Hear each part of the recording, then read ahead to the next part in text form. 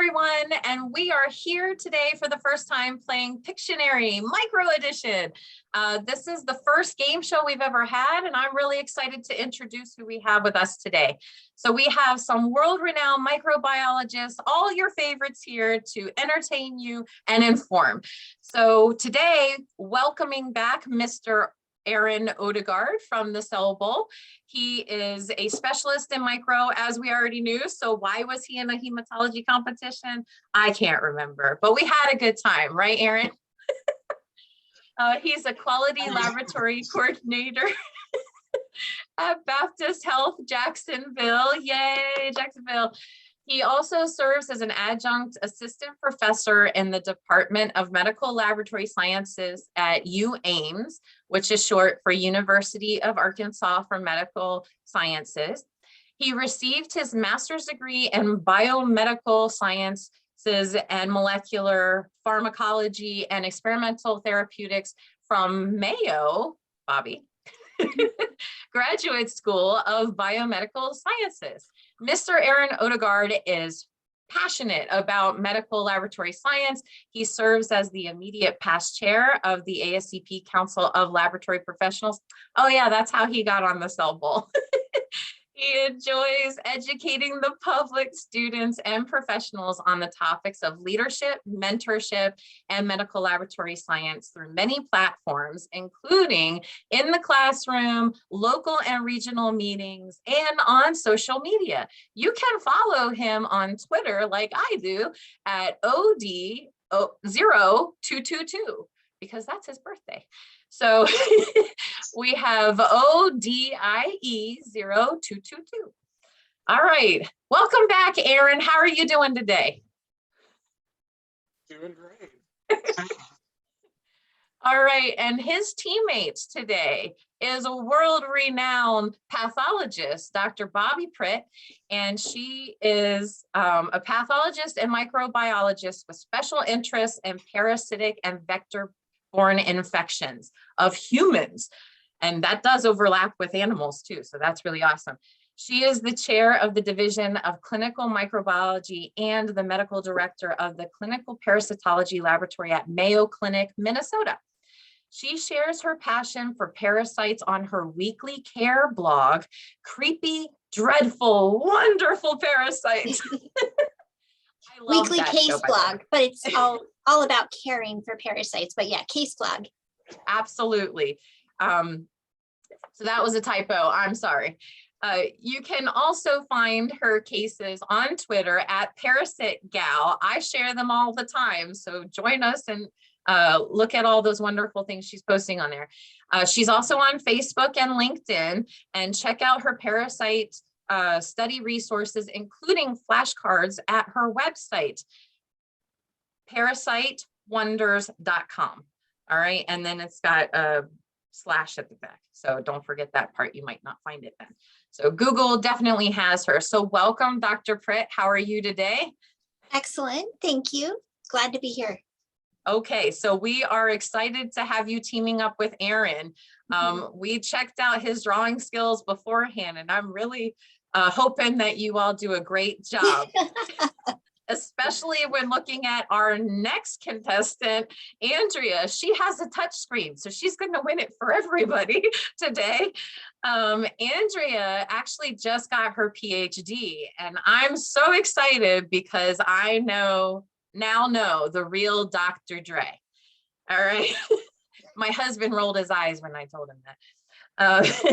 She is a clinical microbiologist by training and an infectious disease medical science liaison for Biomerits.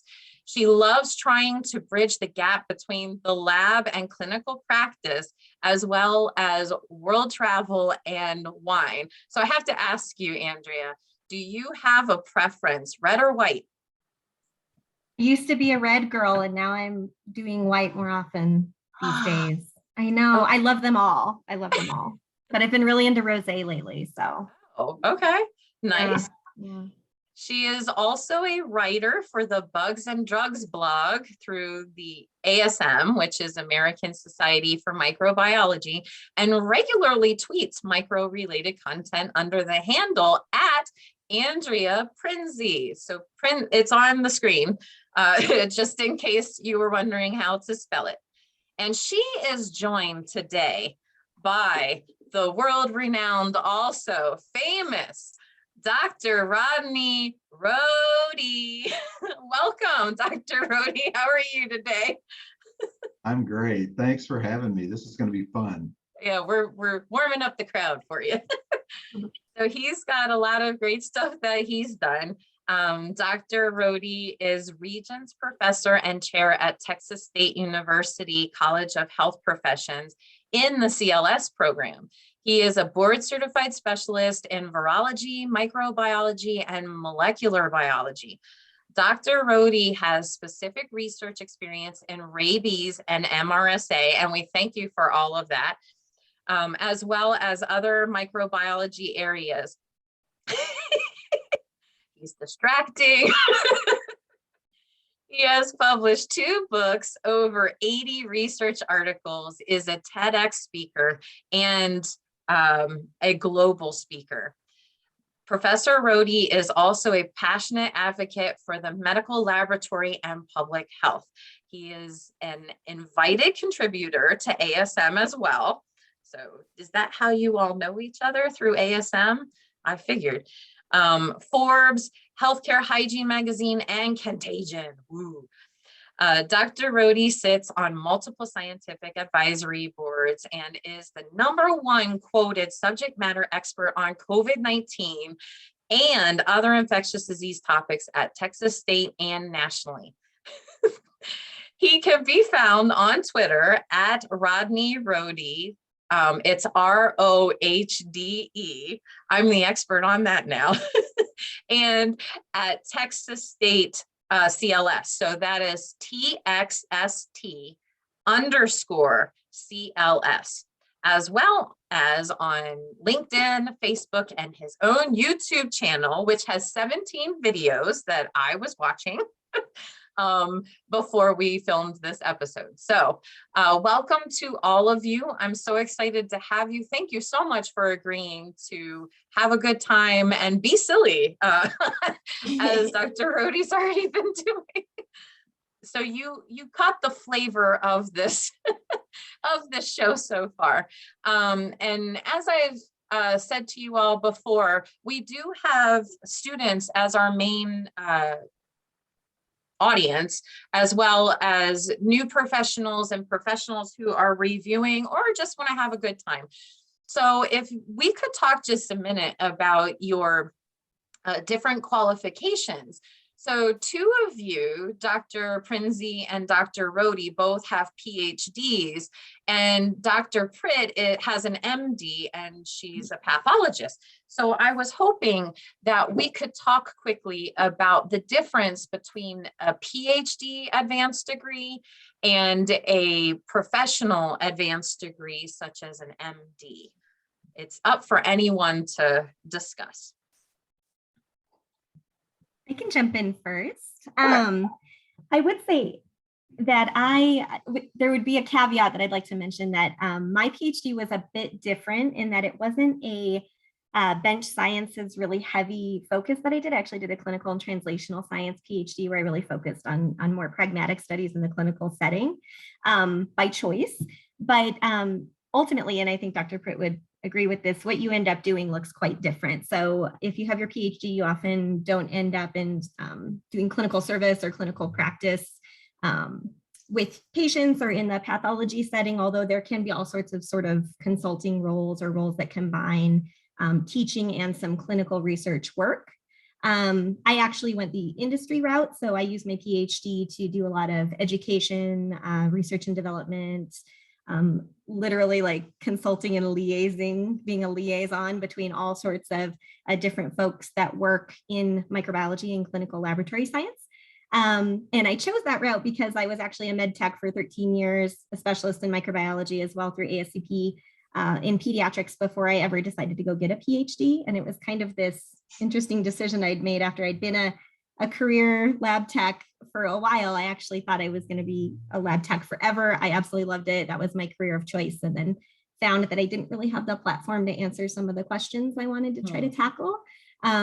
so then went and got some training in public health, did a master's in public health, and then ultimately did this PhD in clinical and translational science. So the road looks a bit different, but I chose that because I wanted to tie together what we do as lab techs with what we do in clinical practice. And I wanted to be able to speak both languages. So I got that clinical training, and then I got some research training, and I got public health training, and then I try to mesh them all together. So that's my perspective. Very well, I might add. Good job. Thank you for all your contributions. Thank you. Does anybody want to add? I'll jump in, Tiffany, and say that I get this question a lot from people who want to go into clinical microbiology, and they want to do what I do, which is to be a lab director of a clinical lab that tests patient specimens and then gives out reports so that physicians can treat the patient correctly, because they don't know what the patient has without us. So for that, there's two different routes. There's the PhD route, and then you do a 2-year clinical microbiology or medical microbiology fellowship, or you do the MD route, and then you have to specialize in either pathology or infectious diseases. So that's a 4 to 6 year additional training after your MD, and then you do a 1-year fellowship in medical microbiology. They're very different paths. If you are passionate, you know you want to be a clinical microbiologist, you can go do the PhD route and kind of get to your end goal quicker. If you go the medical school route, obviously there's lots of opportunities to be all sorts of other kinds of physicians. And if you are a pathologist like me, you do laboratory medicine training in all of pathology and laboratory medicine, kind of like Andrea and Aaron did with their MLS degree. You know, you learn about hematology, chemistry, and so you know all of laboratory medicine, but in that physician role, and then you subspecialize in microbiology. So they both have their pros and cons, and we could talk about that forever. We won't, because we have a game to play. But you know, at the end of the day, I'd say that the MD degree does give you different options because you're a physician and you can go into different roles, but the PhD degree gives you the advantage of being able to go directly into the area that you love if you really know that that's what you want to do. That's kind of my simplistic take on it. Very nicely said. Yeah, and I just coming from my angle, I think I align, as you mentioned, with Dr. Dre quite well, but in a different way. So I did my master's first. I think she did as well, but mine had a hardcore lab virology thesis to it. So I really learned how to do research pretty early on from really great mentors, and then went to work for public health for the first 10 years of my career. I actually did not know what a medical laboratory science professional was. Believe it or not, it was right across the street from the microbiology area that I was in at the time. So a lot of people know this story, but real quickly, I did that for 10 years at the Department of Health, including some time at CDC, and I absolutely loved my career path. Still do miss it at times, but I kind of reached a ceiling without that PhD and other things. And in the meantime, I was able to come back home to Texas State University and start as an assistant professor with just a master's degree. And I will mention real quickly for the students, a master's degree is really important if you want to at least get into educational roles, which we desperately need, both at the MLT, MLS, and other types of program levels. But you probably want to get a PhD eventually with research involved. That's what I did at Texas State. A few years later, I went back and got my PhD, much like Dr. Dre. I did mine in kind of a translational area, adult learning area, but it allowed me to focus my entire dissertation on MRSA and public health, which is sort of what she did, and absolutely have fell in love with advocacy and education from a writing and speaking standpoint. And so now I'm also the associate director of the Translational Health Research Center here at Texas State. So I think, you know, and I know Aaron will talk about this in a second, as you are a student looking to your future, don't stress too much. Find what you love and get going. And then there are opportunities along the way. I always tell my wife, I still don't know who I want to be when I grow up. I'm always dabbling and looking around. And so I encourage you to explore your interest, and then don't be afraid to jump in and look at some graduate school opportunities or professional certifications and things like that. Absolutely. Well said. I love it. And these people know, right? We have a lot of life experience here, and you all have heard me talk about this before too. Like Dr. Rhodey, I did not know about the profession either, and most of us have fallen into it, but we're hoping that that's not you. That, you know, we're progressing this field forward and introducing it to the community so that it's more commonplace knowledge than just, oh, I fell into it. So that's our hope. And we hope that we're doing a good job of that. So Erin, we are glad to have you back, and we would love to hear a little bit more about your specialist certification in microbiology. Yeah, for my specialist certification, the thing with specialist certifications is if you're in the field, they'll actually keep you progressing as a professional to where you're pushing yourself a little further. You're showing the strengths of what you know, and then also it helps to kind of see where your weak points are as well. For me, when I was at Mayo and doing parasitology or doing mycology, as I started studying for the exam, I started to dig a little deeper as I was working on the cultures. So it's something that pushes you professionally, because you're going to be the one that has to push yourself to do that next step, get to the next, keep learning, keep going in the field. So my specialty certification helped me to kind of keep going and keep learning, and just kind of keep pushing me to want to be the best, or try to strive for the best. So you're in quality now. Did you find that your specialist certification helped prepare you for that role?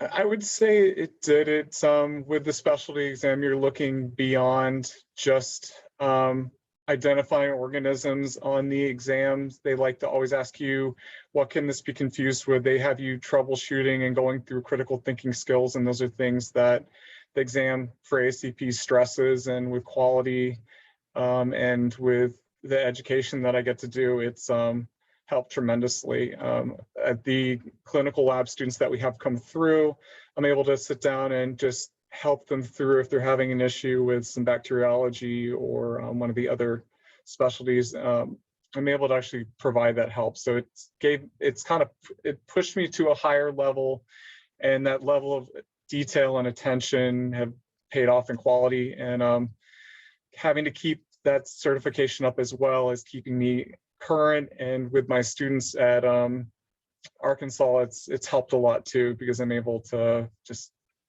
keep up with it, and it's a good thing to have. And I'm proud to say I'm a specialist in microbiology, so you guys will be proud to say you're specialists in heme or micro. Or Absolutely, absolutely. So we have a really great mix of experience and qualifications here. We have, you know, all of the various levels. This is the first time we've ever had a pathologist on the show, so I'm so excited. Anyway, I've been fangirling about her being here, but she silently, hopefully. All right, so we are going to go ahead and get started with our game. So I'm going to share my screen, and if you all haven't figured it out yet, it is Pictionary. Okay, I want to put this in, hold on, I'm not going to share yet. I want to put this in presentation mode first before, I apologize. Full screen, exit full screen. I have two on here and I'm struggling just for a second there. We could all close our eyes so you could put it up and then. Yeah, I was scared that it was going to show something because I didn't have it right at the beginning. And I know we've been stressing, look away. All right, so yeah, you might want to look up just for a second because I don't want to, thank you. I appreciate that so much. You have no idea. All right. Okay, come on, presentation mode. Okay, we're in presentation mode, so we're good. Woo! Hey. All right. So everybody sees that, correct? Yes. Yes. Okay, thank you. Yes. All right, so we are playing Pictionary Micro Edition, and let's talk about how to play. So teams are going to be using the whiteboard feature in Zoom to draw and guess a microbe noun. So that could either be a structure, organism, or a condition caused by a microorganism. So that sounds like it opens up a lot, but I feel that we will all pretty much be well versed with what we're going to look at today. The first team to correctly guess 5 microbe nouns wins. So if we're struggling, we might shorten that to maybe 3. We don't know yet. So we'll see how the gameplay goes. There is no stealing of points. In the case of a tie, I do have a tiebreaker where I get to draw the clue, and I do have a touch screen. However, I haven't broken out my pen stylus yet, so I'm probably going to use a mouse, and maybe nobody would win if that's the case. We'll see. So I would draw the clue, and then the first team, so you would all be guessing at the same time. The first team to guess would be the winner. So when we are playing team by team, it's going to go back and forth between one team and the other. And the player who is drawing is going to be given the microbe noun, and they're going to set up their whiteboard. So they'll be sharing their screen's whiteboard, and they will make illustrations that don't contain words or numbers, and they will not be pantomiming or acting out whatever it is they're drawing, but they can say things like "you're close" or "almost" or "good job" or "yes" or "no." All right, it's not a question and answer kind of game though. So if Aaron's drawing and Bobby starts playing, Dr. Pritt starts playing, and she has no idea what he's drawing. It's not is it a frog? And he says no. Is it a bus? And he says no. It has to just be, you'll say yes when they get to that point, because it's just gonna come down to a question and answer session, and that's not the way we want to do it. All right, so the person who is guessing, when it's your team's turn, I'm going to ask you to look away. So you can just turn away from the screen. We'll tell you when to look back. That's so that everybody can view the word, and that way, we'll all be able to see if we can guess from the pictures, if that's really everything that matches. So when you're done, the next team will do the same thing. All right, so it's up to you all to decide who gets to go first on each team. And we're going to decide right now what team goes first. All right, so you need to pick, both of your teams need to pick a number between 1 and 50. So you can ask each other in the private chat, and then you can make it visible to everyone, or just me, what your number is when you're ready.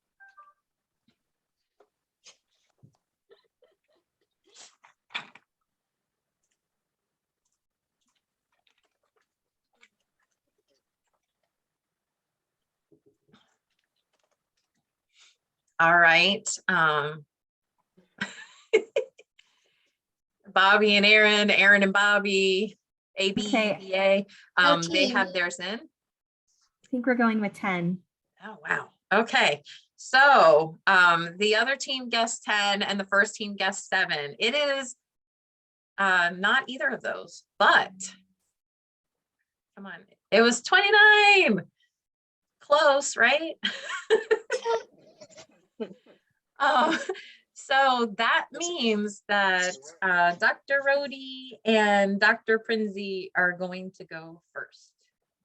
Let's see if I can see you all now. That was rough. I could just see the screen and you all disappeared. All right, so that means who is going to be our first guesser? Oh, you have to unmute. Rodney, guess, what do you think? I'll guess first. You have You wanna amazing guess? drawing Oh skills. my gosh, I'm so nervous. Okay.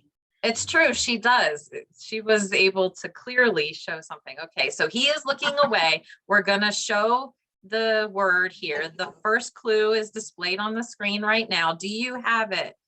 Okay, I'm going to stop sharing now.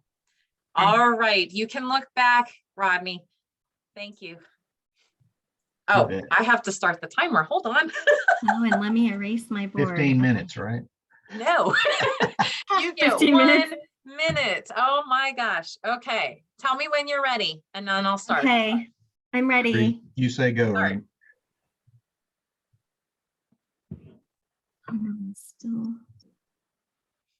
I'm still on eraser. Hold on. Okay. Okay, we'll pause. We'll Got it, start got it, got it, got again. Are you ready now? Diplococci. No.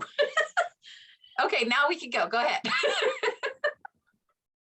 Streptococcus pneumoniae. Capsule. Oh, good job. That was so good. That was even less than 30 seconds. You all did Good job, amazing. Rodney. That was Well awesome. done. I was thinking how I would do it, and I would have done it. I would have done the same thing. That's cool. Wonderful. That's a huge compliment, Dr. Pritt. Oh, no. It really is. We're all fangirling over you. So. Oh, We are. you guys are so sweet. Okay, let me stop my share. Okay. Yes, Rodney. Good job. Good Yes. job. All right, okay, so that was the word. And every time we're going to have a little bit of education. Can you all see my screen? Yep. Okay. So a capsule can either be on bacteria or yeast, and it's the outermost layer, as you can see over here. Well, it was less grainy when I put it up there. It's made of polysaccharides, and less frequently it can be made of amino acids or protein and carbohydrates. And what does it do? It protects the organism against the host immune system, including bacteriophages, and that's not part of the immune system, sorry, bacteriophages and detergents as well. And it also protects against drying. So they can adhere to host cells or surfaces of whatever it is that they're coming in contact with. Dr. Rhodey is very adamant about surfaces, clean surfaces within the healthcare system. And the capsule can also provide nutrition if needed. So protect it from drying out and to also give that added nutrition. So over here, we have a yeast. Does anybody want to talk about what we're seeing here? Cryptococcus. Yep, Cryptococcus neoformans. I believe this is an India ink prep, but you can see the capsule as being that halo around the outside. And Andrea was drawing budding yeast, but these guys are circular, which is, I'm not sure that many students are aware that there can be like oval versus circular yeast. And then we have bacteria down here with those halo capsules as well. All right, so that's me. It's just going to be one slide. So that means we've got Dr. Pritt and Mr. Odegaard as the next team. Who is going to be guessing today so far? You want to guess and I'll go first? I'll be the Sure, brave I'll one. guess. Okay. I'll guess. Okay, so I'm going to turn around. Yes, please look away. All right, here is the next word. Oh. Ooh. Okay, I feel good about this. Okay, so I'm going to stop sharing now. You can turn back. You have beautiful hair. All right. Yes, you too, Rodney. All right, Aaron, tell me when you're ready. I am ready. Okay, go.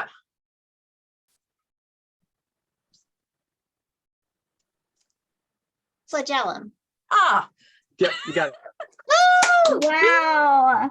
that was fast. I thought for sure we were going to struggle a little bit at some point. I think you're building up Well, all we're our doing too confidence. well. Oh my gosh. Okay, let me Okay. get. You could have drawn a Giardia. That would have been cool. Oh yeah, I should have done that. No, that would have been much more complicated. I'm just kidding. Because I like parasites. Oh. Yeah. Oh. Did it freeze up? Now I'm stealing the screen from you. Okay. Okay. Please So do. yeah, okay. So it was Flagella. So if we look at the next screen, come on. So Flagella, they're thin, invisible, unless stained, obviously.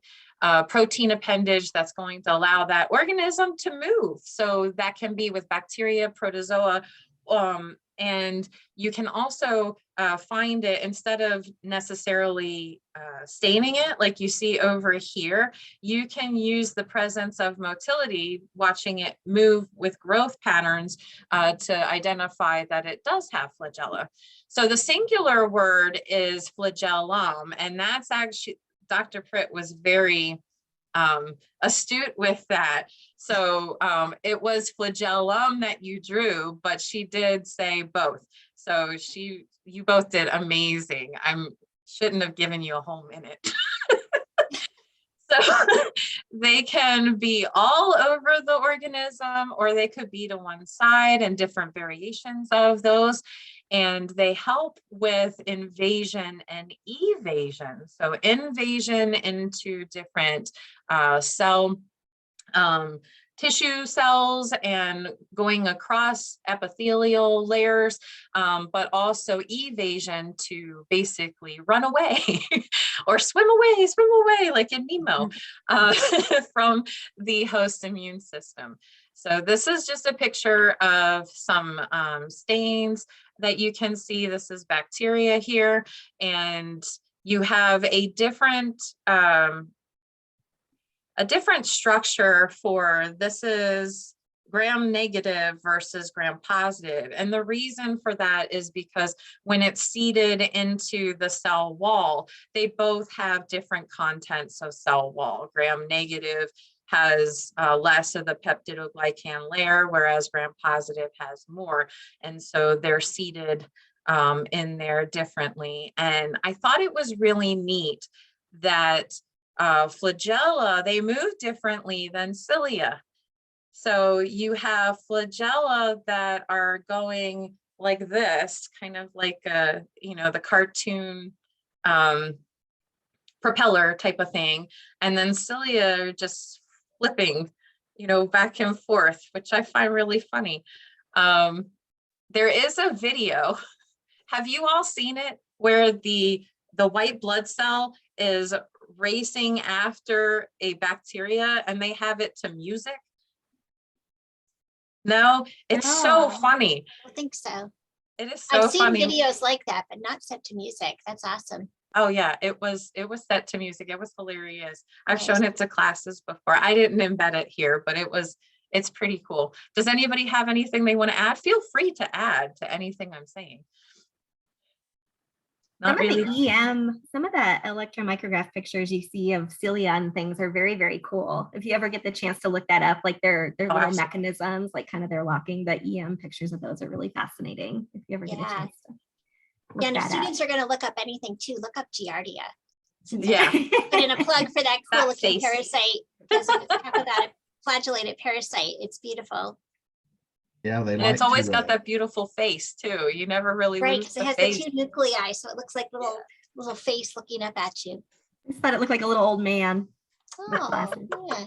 It's cool too. It's cool too because bacteria will use flagella to tumble and run, which means they're using something called quorum sensing. Sometimes they're looking for food or they're running from something, as Tiffany mentioned. Absolutely. I'm glad you brought that up, because that is very important, because that's their whole reason for existence, right? So virulence factors, they might be how the organism causes disease states, but usually they're seeking out more nutrient rich locations, and they're always giving off proteins and stuff to let us know where they are. So our guys are always boots on the ground, ready to go, chasing them down. And you have to watch that video and think about it that way. Okay, so the next team. So we are doing great so far. It's 1-1. I forgot to start taking score. So we've got 1-1. It's tied up, and we're going to take it back to the doctor duo.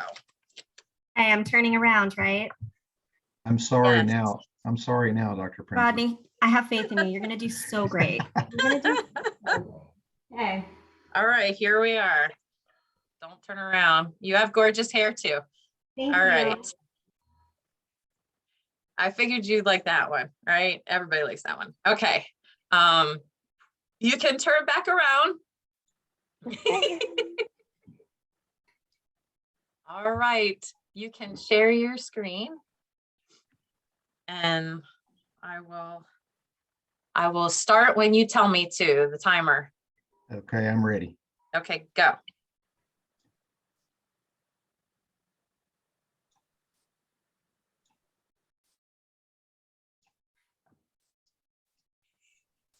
I love her face. Oh my gosh. It's right side up. I'm perplexed. You might try that strategy that I was telling you about. Is this the phonetic strategy we were talking? I don't think he's doing the strategy. So it looks like another capsulated thing. Close. Okay. Cell wall, peptidoglycan, outer membrane. Oh no. Biofilm. What are these diamonds? Try something else that people would know. Diamond. A diamond. It's over. Thing. Oh, Sorry. don't be sorry. I'm sure it's me. It's something you send in the mail. And Oh, goodness. I didn't think of that. See what you're doing there. Oh, yeah. I'm thinking That's everybody hard. knows That's it. hard. I'm thinking everybody knows that's representing of a virus, but maybe not. That's hard. Yeah. It was good though. So I see it now. yeah, if you are struggling, try to do something that might be Sure. something everybody could know. Yeah. So good job. It was good. And it was a looked good representation rather than trying to draw like a full, viral Sure. particle. I pulled the Sheldon out on that one. I totally see How it could you love that not episode. know? How could you not? Have you seen the one where they're playing Pictionary? It's hilarious. It is awesome. All right. So that was well done. I'm feeling a little bit better now that we're not going to breeze through everything. So this is good. We've got like non-superhuman people anymore. All right, here we go. What did I do? Oh no. I lost my view. Crud. Let's see. And show. When I share my stuff, it ends up knocking you out of my view. And Do you have it back now? yeah, I do. Thank you. So I'm going to share and then bring it back up again. Technical difficulties. Start show, please. Here we go. All right. So it was a viral envelope. And here we've got some information about that. We've got the structure over here. This is whether it's a naked virus or if it's enveloped. So if it's naked, it just means it doesn't have an envelope. If it has an envelope, then it's not naked because it's got clothes on. So in order to have a virus live, essentially, or thrive or reproduce, it would need to go inside the cell. And that's what this picture is depicting. So it can be surrounded by the nuclear membrane or whatever it is, whatever kind of cell it's going into. And the cell itself thinks that's good because it's, protecting itself from anything really. Whenever you're trying to protect the body against a foreign invader, you want to immobilize the threat and get rid of all of those receptors on the outside of whatever it is, so that you can break it down and then get rid of it and post the information out so all the rest of your immune system knows. But with a virus, they're using it to their advantage, and they're going to use genetic material and other internal structures of the host cell in order to make sure that they are reproducing. And so the cool thing about this is that when the virus comes out, if it's from budding, you have the envelope coming from that budding of the organism's cell. So the lipids are from the cellular membrane of the host cell, and the proteins themselves are virus specific. So that's the difference there. All right, we've got the other team up now.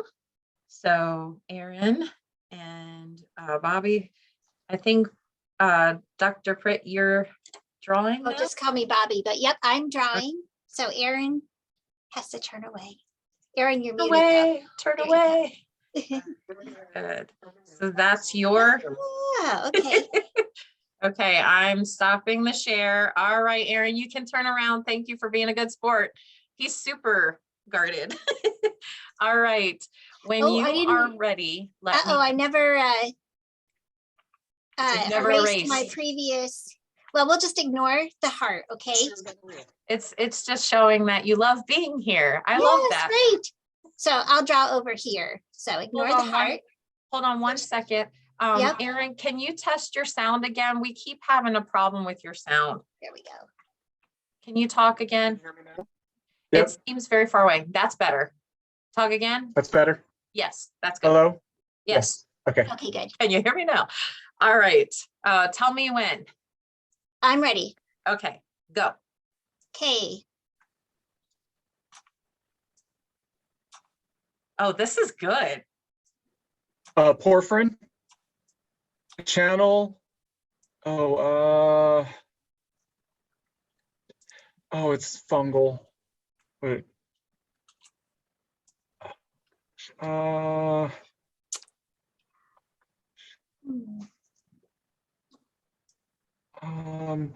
Cell membrane, cell wall, peptidoglycan, Try another route. Help him out. it's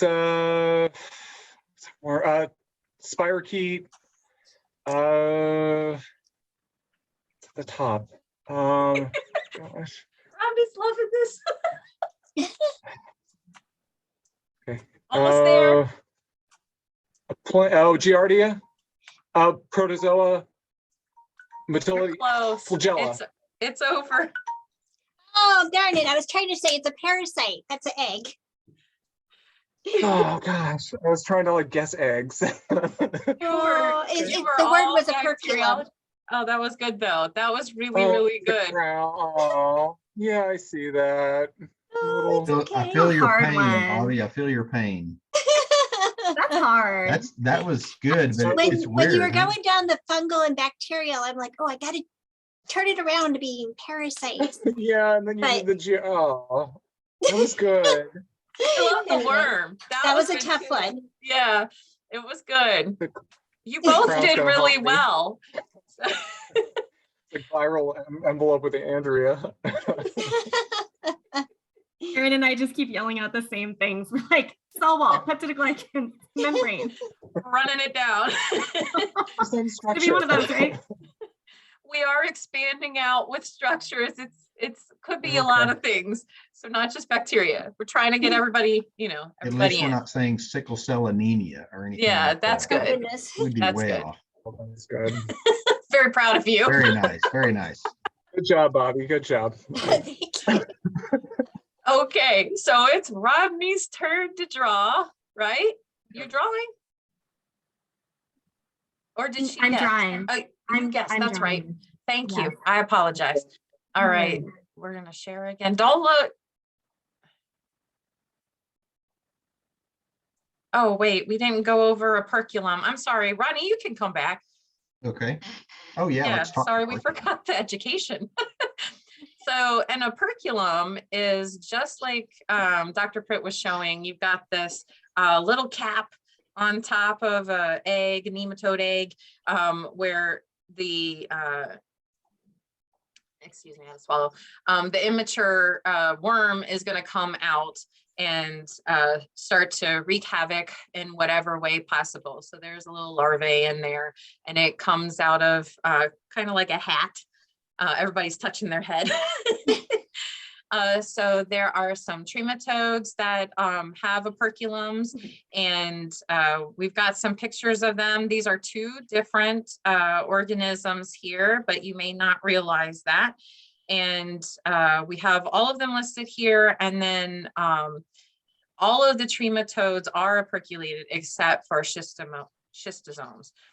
So that's schistosoma is a genus, and it has different species of organism within there. And the fish tapeworm, which is a cestode, actually is operculated as well. Do you want to add anything to that, anyone? Well, some of them have shoulders on either side of the Yes. operculum, like the one you're showing there. Yep.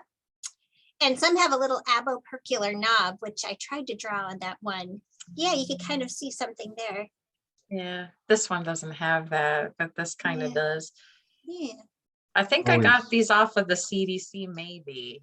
I don't remember where I got it's referenced later. Did you want to add anything? I always tell my students to, focus in on those that have an operculum, because it kind of helps you Mhm. differentiate when you're, especially for the certification exam and things like that, because you may only get a one or a two of these. Mhm. And so it's nice to know those that are operculated. It's also interesting when you're creating slides, right, from prep, that, they're bigger than bacteria and Right. so forth. And so they can actually create a little bit of a three-dimensional effect when you drop that cover slip on sometimes. Actually, Rodney, I like to push down on the cover slip Yeah. and pop the operculum Yeah, off, just for absolutely. fun. Is that cheating? I mean, I feel like that's cheating. Well, if you're trying to capture what it really looked like, then yes. But if you're just trying to have fun, then it's okay. I know you're gonna pop. That's fun. Oh my goodness. Yes, so we have a lot of fun in the lab, no matter where we are.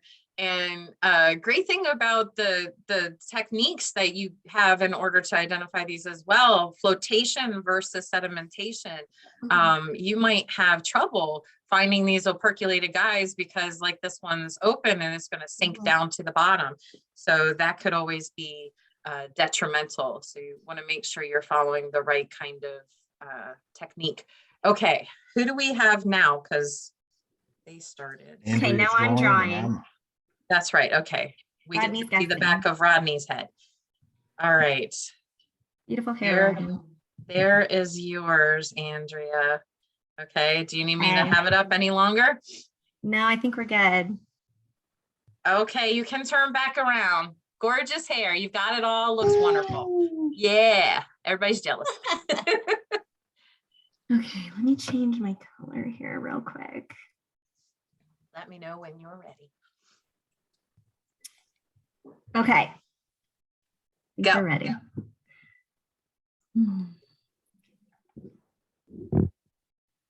It's almost like, shoot. How do I make this more specific? Oh my God. This one's hard. I'm trying to make it more like, oh my God. Love Okay. it. Okay, hold on. Okay, here we go. I'm sorry. This is with a touchscreen even. Can you? This is fun though. Okay, head. Top, head.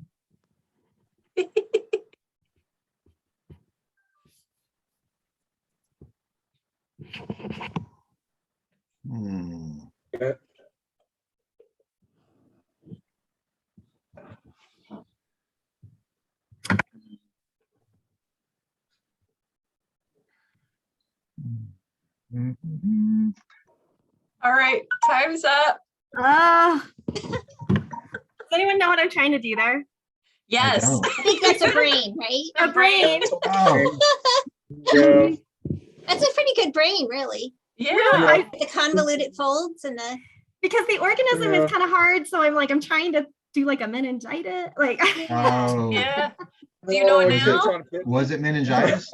no, it's No. an organism, but it's hard to She just. drew it on the left. It's literally just some circles. Very heavenly. I was Is like, it Mickey encapsulated? Mouse? Is it? yeah, it's encapsulated. It's encapsulated. Is Yeah. it a fungus? We may have already covered it. Is it a today. fungus? Cryptococcus? Mhm. Yes. Yeah. Okay. Yep, you got your little halos. There you go. Like if I just draw the encapsulated organism, it's just gonna look like circles. So I don't know how else That's to a convey this. that's a messaging. toughie. Yeah. Yeah. I started So seeing you the covered brain. it. This is it. So it's a causative agent of meningitis. It's a yeast. It's found in the environment, in soil, decaying wood, and bird droppings. That's nice, right? You inhale it, and then it ends up gaining access to your cerebral spinal fluid through throughout your system. And then we culture it in the lab. And one of the ways that we can see it immediately is by doing that India ink prep that we were talking about earlier. So you get a cerebral spinal fluid, so a spinal tap, and we take some of the fluid out of there. And then if we see encapsulated yeast, then we're like, hey, it's Cryptococcus neoformans, and we call it right away.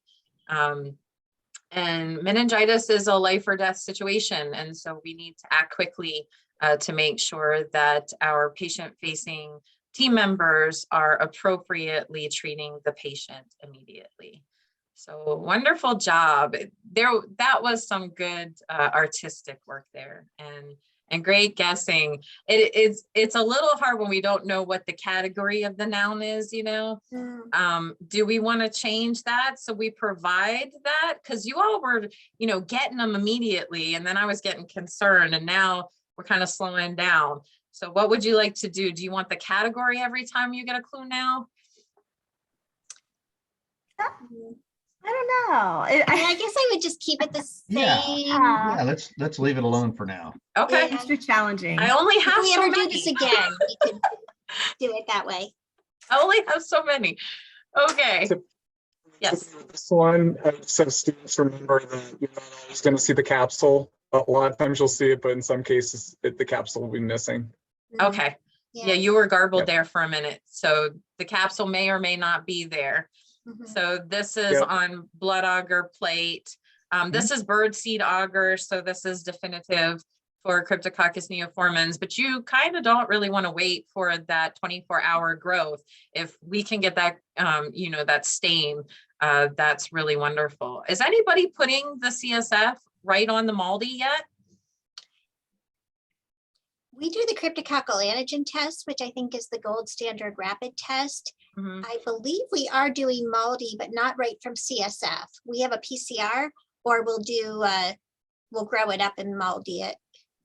I don't think most labs do the India ink anymore, but it's classic boards question. So Yes, it is. Yeah.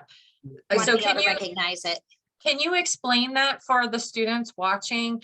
Are you doing a 24-hour growth with everything? Or when you talk about this rapid test, are you saying it's from the specimen right away? Can you explain that? So the most sensitive, well, it's pretty sensitive. Culture is still the most sensitive, but the best rapid test is a cryptococcal antigen test. You do it right from the cerebral spinal fluid that you've taken around from the patient's brain. So if they have meningitis, even if they don't have intact yeast, there's a lot of antigen that comes from the yeast that you can detect with this test. So that's what we use for rapid diagnosis. And we still do a fungal smear and look for the budding yeasts, but then we try to grow it up because that's the gold standard.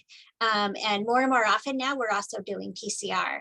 In fact, they have a big panel that detects 20 something causes of meningitis, and it gives That's you a right. result in 1 hour, which is kind of cool.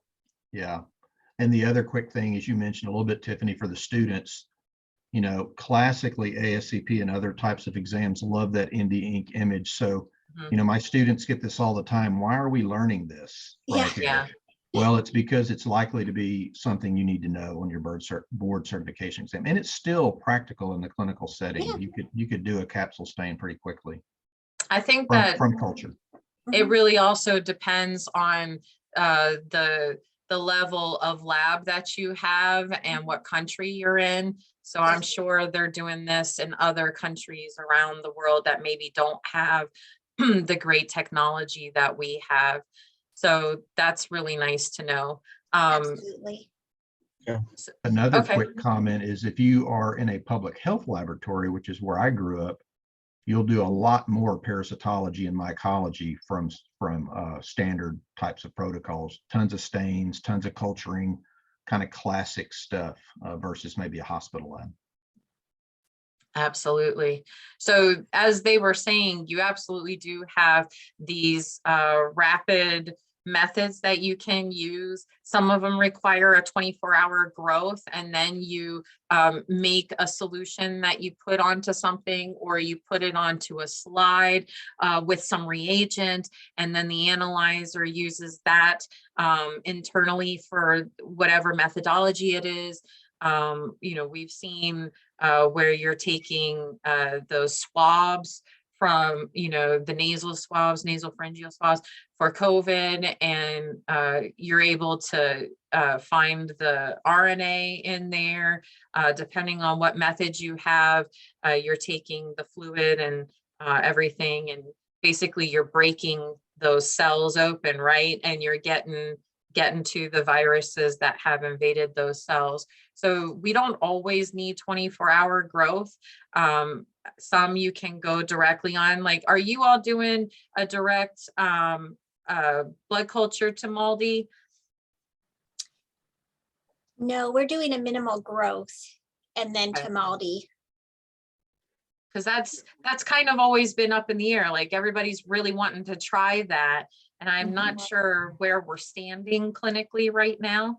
So We're also doing those molecular tests. I think as cool as this morphology is, and I love morphology, I'm a pathologist, I'm very visual, but a lot of these molecular PCR type based tests, we're doing that on our blood cultures, and we can give again a result within an hour once it is detected by our blood culture instrument. So that could, I mean, we're putting them into growth media essentially when you put it in a blood culture. So you can have it grow hopefully relatively in a short period of time, depending what the organism is. And then it gets detected and flagged by the incubator, and then you work it up then. Very great. Okay. Tiffany, I would just add too, when folks are studying for, you know, boards or anything, I found when I was doing, especially the specialty portion, that I learn better when I learn like patient populations or disease state and then tie it back to the organism. And sometimes there's these bugs that if you hear a specific patient history, you might really think about this bug. Of course, it's hard in immunocompromised populations because they could literally have anything making them ill. But this is one of those where if you had a patient with advanced HIV/AIDS, this would move a lot higher on the list. So if you were to be given like a test question with something like that, and then maybe some loosey-goosey information about what was growing, and you weren't so sure about the colony morphology or information you were giving, that patient history could be really helpful. Absolutely. And you're going to have, with those exam questions, you're going to have distractors where they might be like, oh, people can really misidentify it this way. So they might add that as a distractor. So be ready, especially for specialty exams. It's a lot more case-based and harder of things where, you know, you should have experience with this by now, and you're improving your professional standing. So you should be able to know this, as opposed to, I'm just starting out, I'm doing an MLT or an MLS. Those are not as situational where they should catch that. You know, it's more of what have they learned so far. All right. So Erin. Uh-oh, we lost my partner. Yeah, I think, does that mean you win or lose? I don't know. Because he's the one drawing. Yeah, what happened? Okay, well, I'll see if he's gonna come back into the waiting room. You know, while we're waiting, what Andrea mentioned is so critical, because as an educator, especially at the MLS and MLT level, I think you have to find your strategy for learning this. Sometimes people learn very linear, but I love to teach, as she mentioned, around syndromic types of things. And even with respect to, like, sometimes I'll tell a student, why are you guessing Giardia when it's a blood smear? Yeah. Right. I mean, so even tying it to the right procedure can be really helpful. Yep, so that's exactly right. You go specimen and then all the way through to what it is. I mean, that's how we're doing it in the lab. So if you're able to track it that way, that's exactly what you should be practicing doing, because that's what you're going to be doing in real life. So that's how we know. And so it would be great to study it that way. Well, welcome back, Erin. How was your vacation? Ray, my partner's back. Just in time. All right, so I'm turning around, right? Yes, Oh, you have to please. share, but I'll turn around. Great. So this is the next one. And for this one, if you want to do it phonetically, Erin, that may be a good thing. But remember the things we talked about. Got it? Yes. All right. You can turn back around now. All right, I'm a little worried if you're doing it phonetically, how do I know that I have to start guessing like the sounds? Tell me when you're ready, Erin. Ready. This should be funny. Go ahead.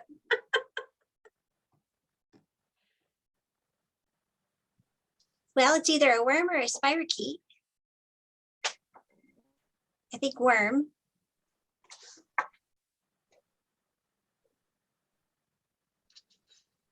There's a lag on my end, so I'm not seeing all the lines yet. Okay. That looks like a face with a nose. That person died? No. It's a donut?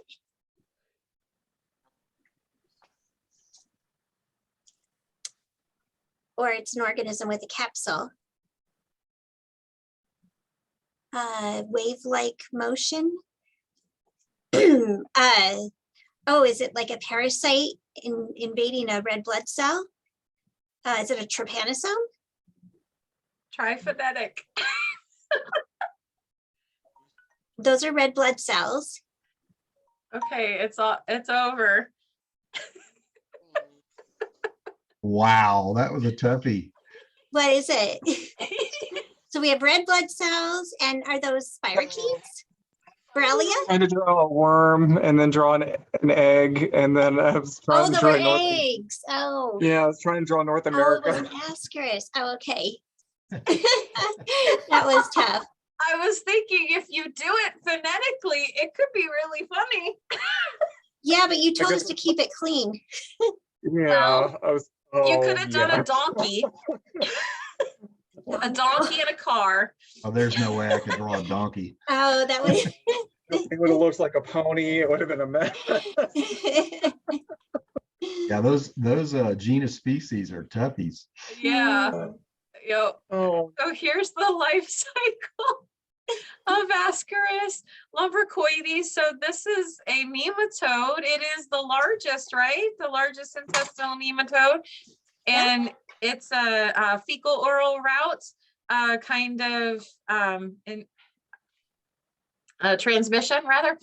And so the human consumes the egg that is caused by poor sanitation. So if you watch any of Dr. Pritt's podcasts or anything, she's always talking about sanitation, and I do as well in class when I'm teaching this. It's all about keeping fecal material out of water because, you know, in the United States, we take it very much for granted water and the sanitation types of practices that we do, but that's not everywhere. And so the farms that are near rivers that are the same source of bathing and cooking and drinking water are a big problem, especially when there isn't any sewage treatment as well. And so we have the possibility of having feces invading water or, material that you're eating. And the adults, they're going to be able to live within the body for 1 to 2 years. And the female can produce around 200,000 eggs a day. And when that egg is swallowed, you got the little baby inside that's going to end up hatching in the small intestine, going through and then gaining way all the way up to the lungs. And it's then able to, I'm sorry, I'm starting to need food. Oh, no. So my brain is like shutting down at this moment. But the larvae are able to invade and go to the lungs. They penetrate the alveolar walls, and then they go up, and then they get swallowed. And that's always wonderful. And then you end up having the intestinal adult worms having a good time and creating another cycle for the eggs to be swallowed again. So do you have anything to add to this? I always tell my students that after you take a medical parasitology course, which I teach here, is that you will never eat, drink, travel, or Yes. even recreate the same way, like hot tubs and skiing and kneeboarding and all the other lovely things, but certainly travel. People tell me they Andrea. won't eat fish anymore because of me, because I show them pictures of like Oh, worms yeah. you can get by eating undercooked fish. Yes. Yeah, it's sad because I still do. I know. do too. You just Yeah. have to know it's there, know the risk. Yeah, you have to be able to trust, know the symptoms if you know, and you can always get care. It's very curable.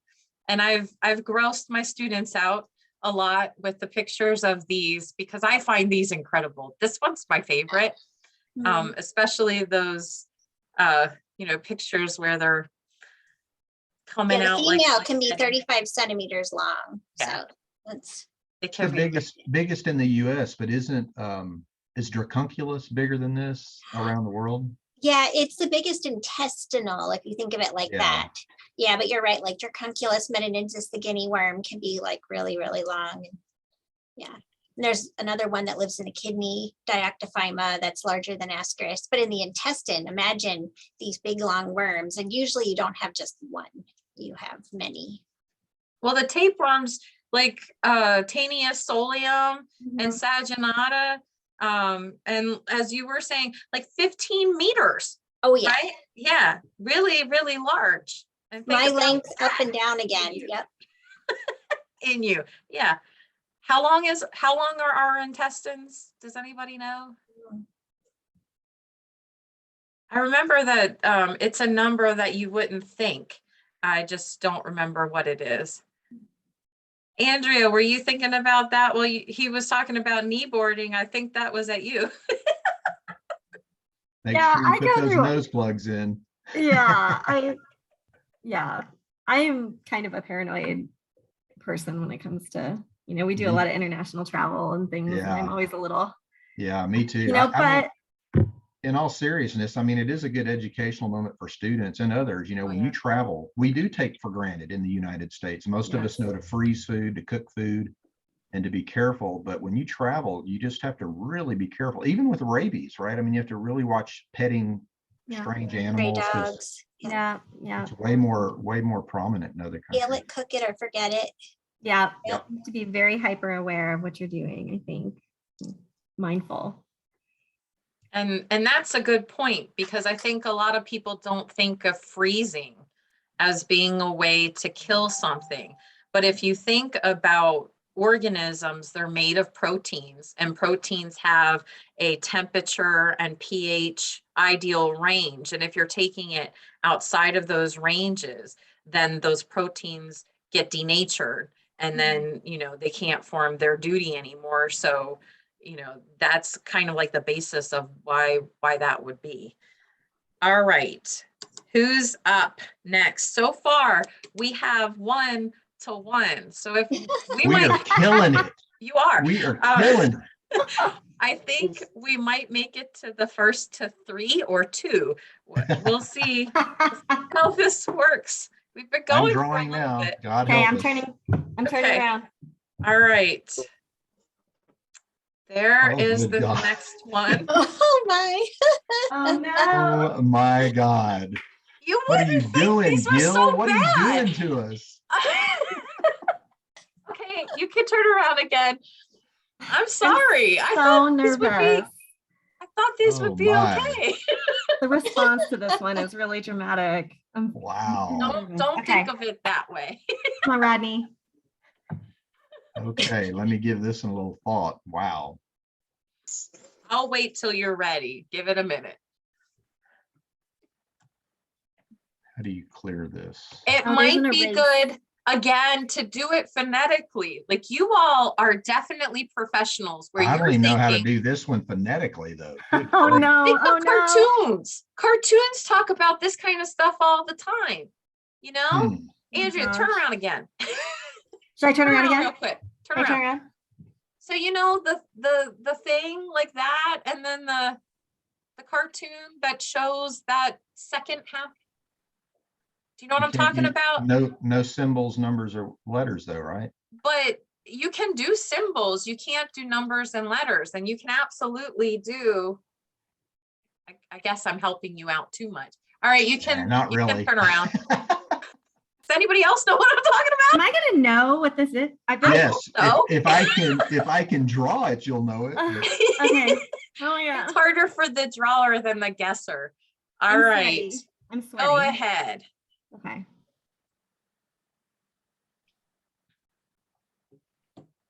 I'm assuming.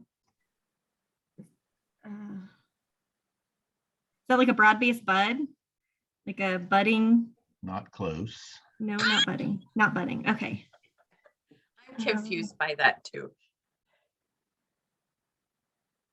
Something's like coming off.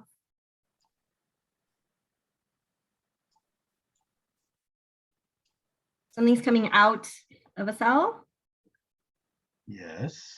Transfer of, it's like a transfer of genetic information, or like Oh my goodness.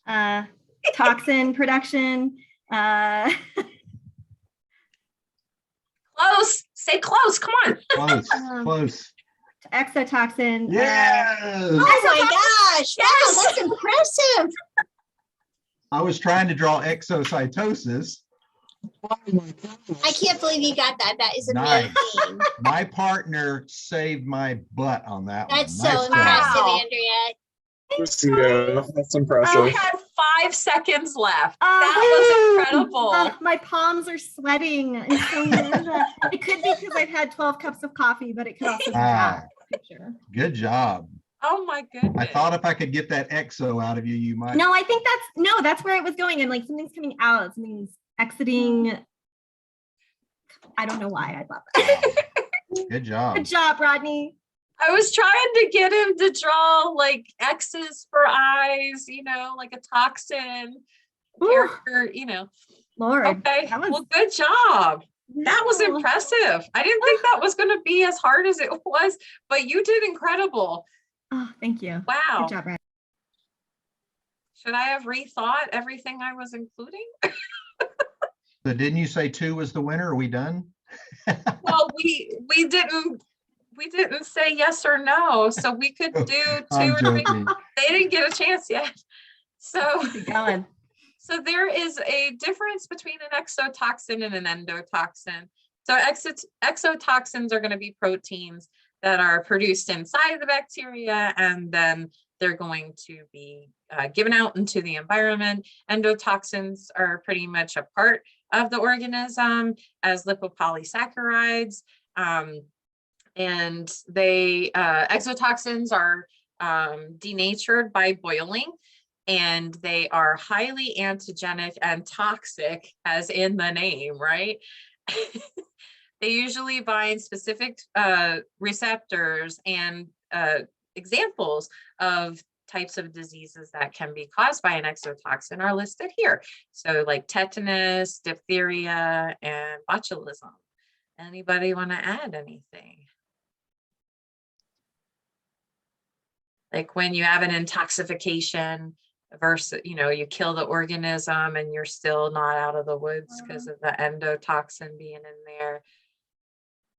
All Yeah, right. like one thing that I'll mention these about with gram-positive organisms like staph is that, you can have food poisoning from Staphylococcus aureus, and antibiotics will do nothing once it becomes an intoxication, right? If the bug is gone, the toxin can remain in the food. So again, it comes back to prep and storage and all that good stuff.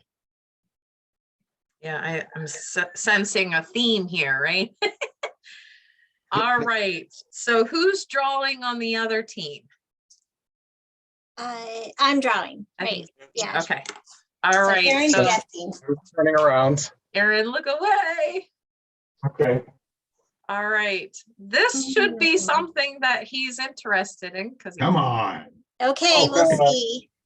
No, hold up. Did you see it? No, Okay, good. no, it scared me. I'm sorry I yelled. Can I look now? Erase everything. All right, first Okay. to 3. So far we have 2 on one team. We'll see how we do here. Okay, I'm ready whenever you are. All right, go for it. Okay. Look at this bacteria.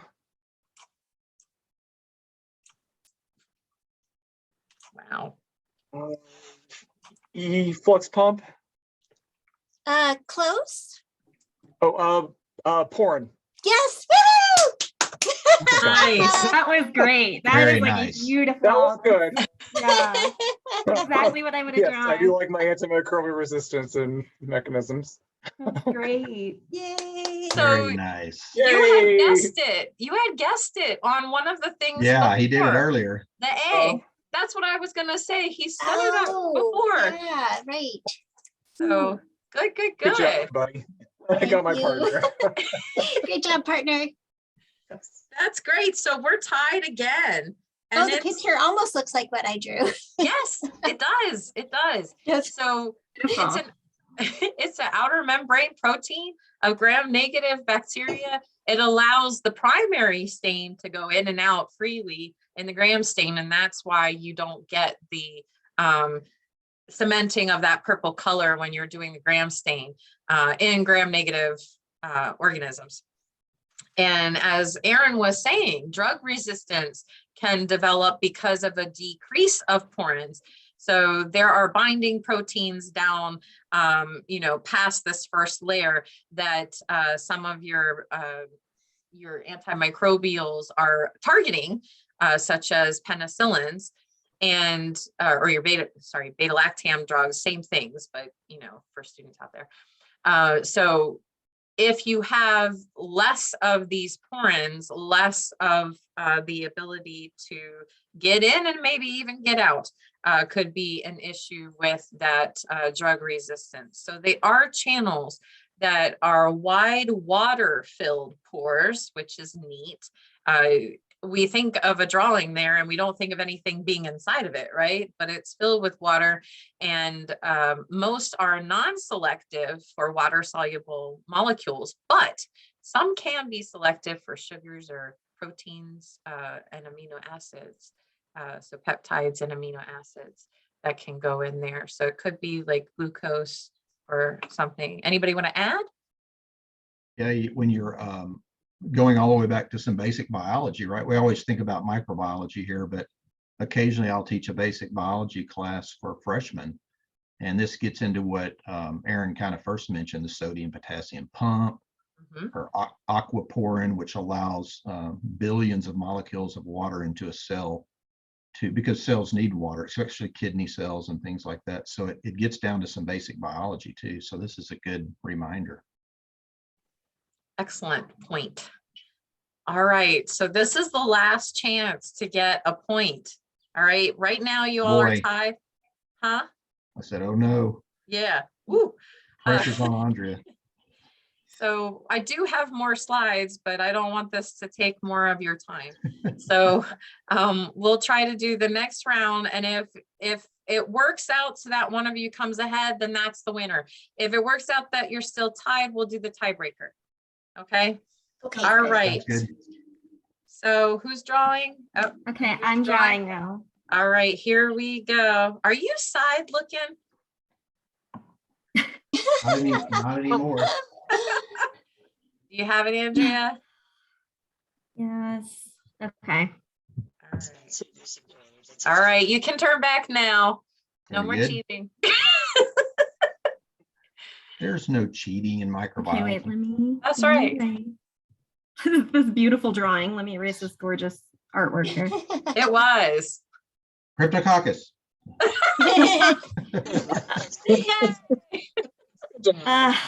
Okay. Are you I'm ready? ready. I'm ready. I want to say something, but I'll say after. Okay, go ahead. Okay.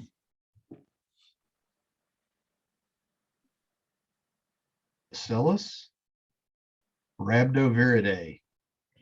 Bullet shaped. Out. So Hexagon. the first thing you said was close. So there's this and Bacillus endospore. oh. Oh, okay. Oh. That's gonna look weird. Hold on. Bacillus bacteria. Mm-hmm. Web network. This. Bacillus.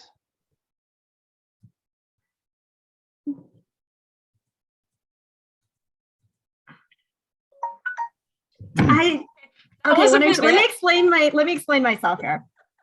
I'm trying to show tumbling, and I was trying to draw. I was trying to draw a snowflake for cold temperatures because I went to draw a thermometer and it didn't. Listeria. Yes. Wow. Yes, I was trying to draw a thermometer and it started out real bad. You know what I'm saying? Gotcha. Like, Good so call. I was like, let's not draw that. I was trying to draw That's a colder toughie. temperatures. It's a tough one to draw. I was Yeah. thinking of doing like Listerine, like gurgling or I Yeah. don't know. Oh, Yeah, that's tough. And then I was like, maybe I'll draw lunch meat or ice cream or It's hard. cantaloupe. You could have kept the same picture you had up. With the brain. Yeah. Yeah. Yeah, But but I just think like when I cold think would have like helped, something listeria about points, I think like cold. colder temperatures, Yeah. tumbling. A those refrigerator I like maybe. the tumbling. The tumbling was really good. Yeah, so I was trying to You could have make had an umbrella. Well, and Yeah, then you I could was like, you know, umbrella. it's a smaller bacillus, so I didn't want to draw it too big. That's okay. That's a toughie. Tough. Yeah, that's a tough one.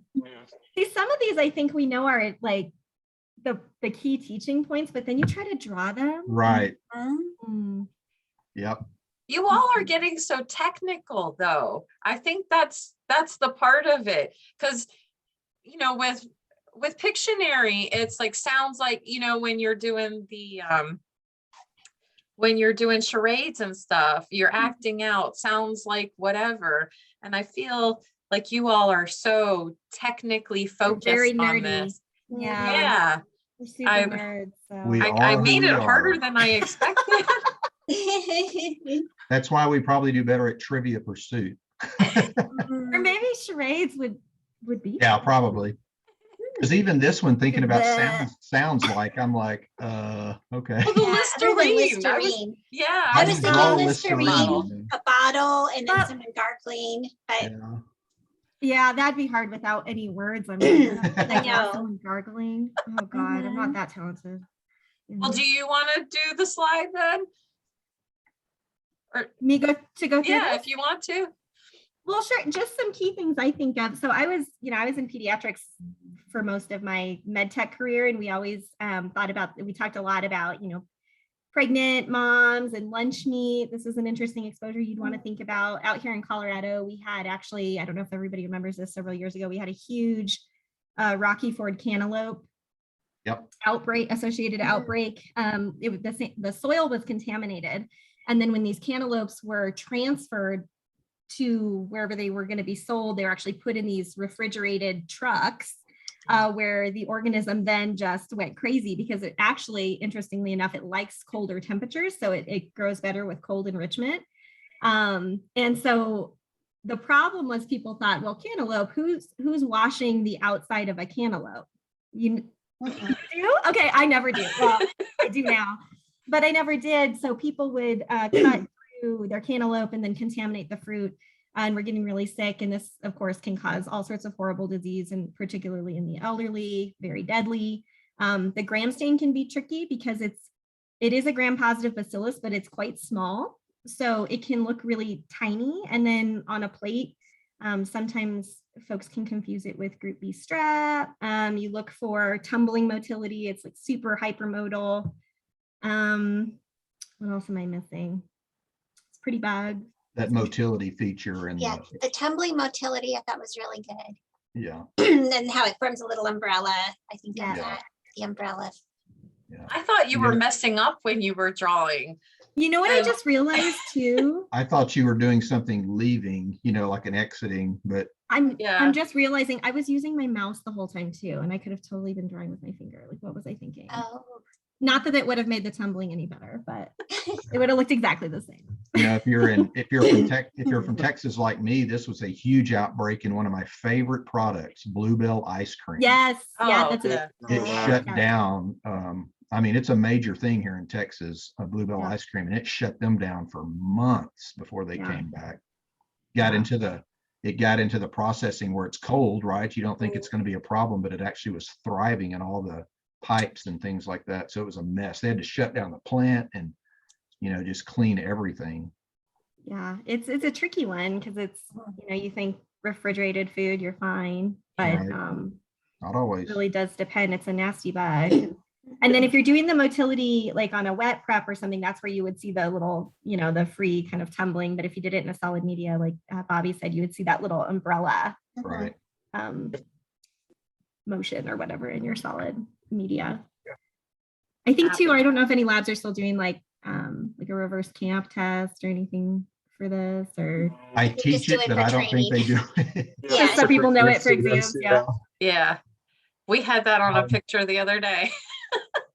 And they're like, what? What is that? Yeah, good to know probably, but Mhm. Yeah, so Tiffany, probably this one I love just because it stresses the importance of doing a gram stain and doing a catalase. Those two things Yeah. can steer you away from group B or so that's a good one. Mhm. All right. So it's back to Yep. So I'm going to turn around. Aaron drawing. Yes, Okay. and I'm going to draw. Don't say it out loud. Oh, okay. Oh my gosh. I didn't say anything. No, but they're going nuts. Okay. You can turn back around.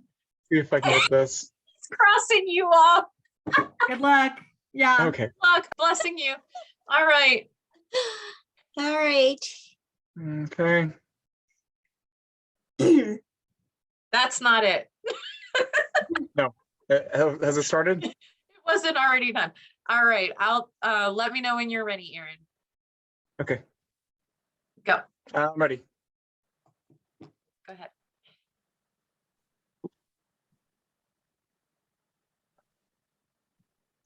Well, it's either an egg or a red blood cell, right? Are those little intracellular organisms? He's doing a really good job. Oh, and they're blue. So are they gram-positive organisms inside a red blood cell?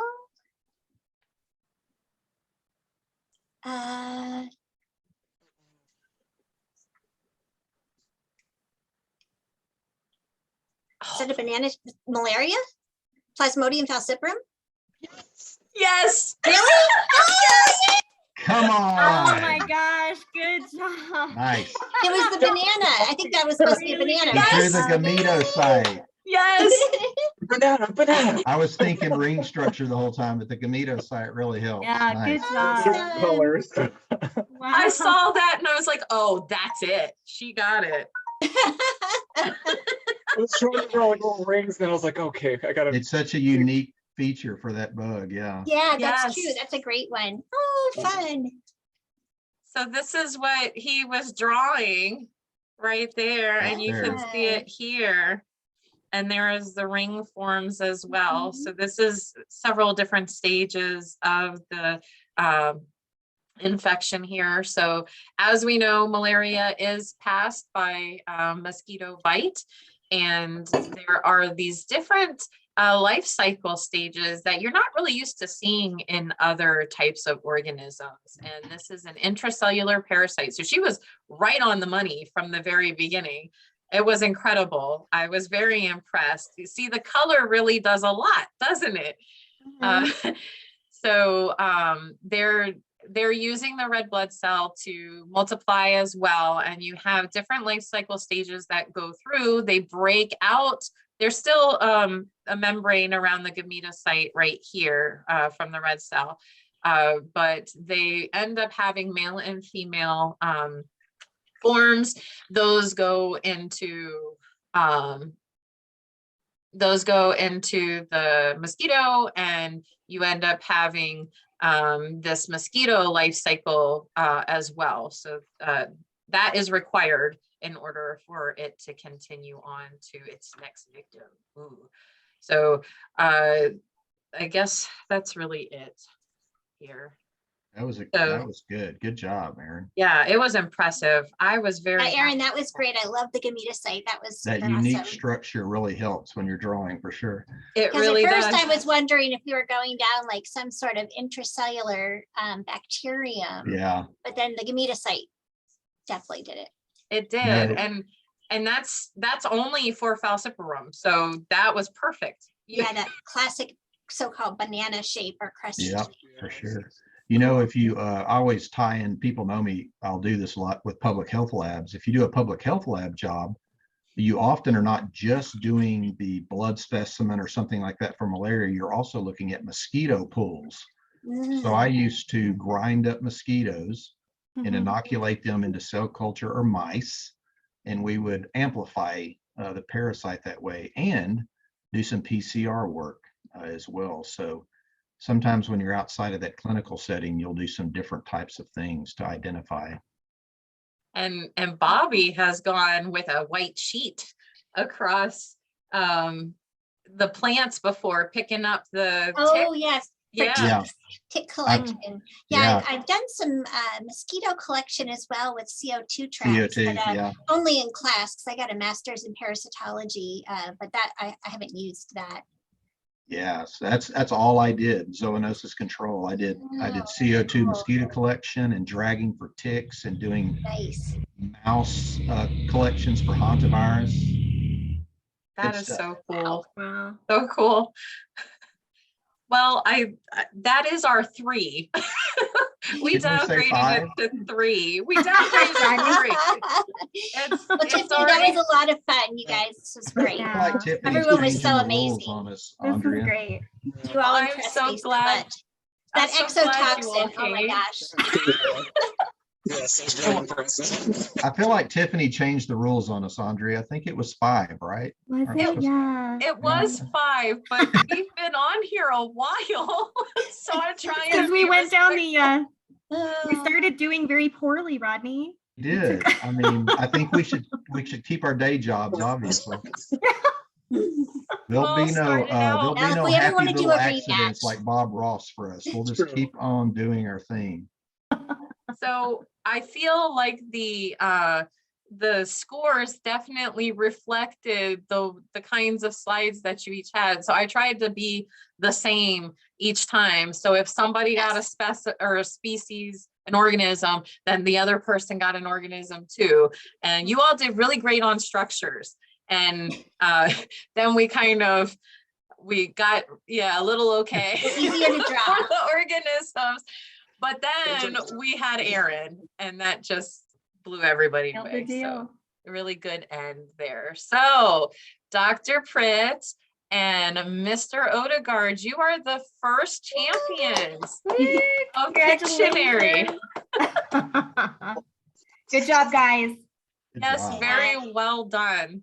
Very Thank you impressed. again, Tiffany, for setting this up. This was so much fun. Absolutely. Thank It's a you lot all of so fun. much for coming. I'm glad you came. and well done. Thank you. We'll see you all next time.